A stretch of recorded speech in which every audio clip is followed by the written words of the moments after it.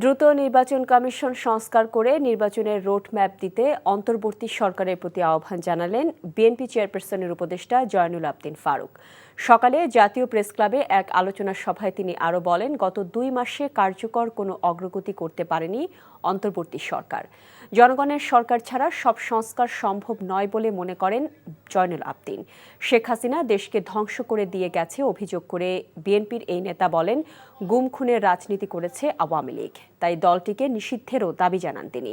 শেখ হাসিনাকে দেশে ফিরিয়ে এনে বিচারেরও দাবি জানান অন্যান্য বক্তারা।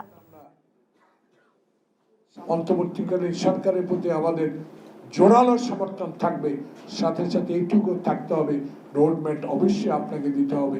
এই রোডম্যাপের মাধ্যমে যে নির্বাচন হবে, সেই নির্বাচনে জনপ্রতিনিধিরাই বাংলাদেশের রাজনীতি ঠিক করবে, বাংলাদেশের সংবিধান পরিবর্তন হবে কি হবে না সেই বিষয় ঠিক করবে। তাই আজকে সংস্কারের প্রতি আমাদের সমর্থন আছে, কিন্তু সব বিষয়ে সংস্কার করতে গেলে সময় ক্ষেপণ হবে বলে জনগণ মনে করে। টাকা চুরির জন্য যদি আমার গলায় জুতার মালা পরাইতে হয়, তাহলে আমার শালীর সাথে প্রতারণা করার জন্য তোর ফাঁসি হবে।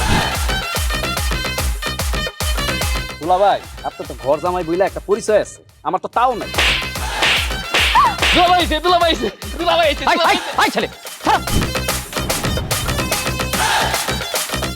রাজনৈতিক ফ্যামিলির মেয়ে হয়ে ওই কাজ করবে।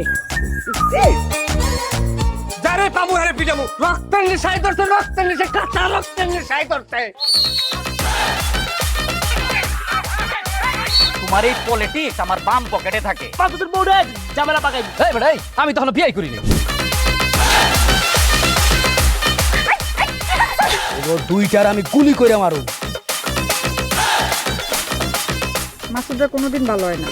আপনার পোশাক আশাক দেখে কিন্তু আপনার তালুকদার বংশের লোক মনে হয় না আব্বা, আপনার মনে হয় যে আপনি ফকির বংশের লোক।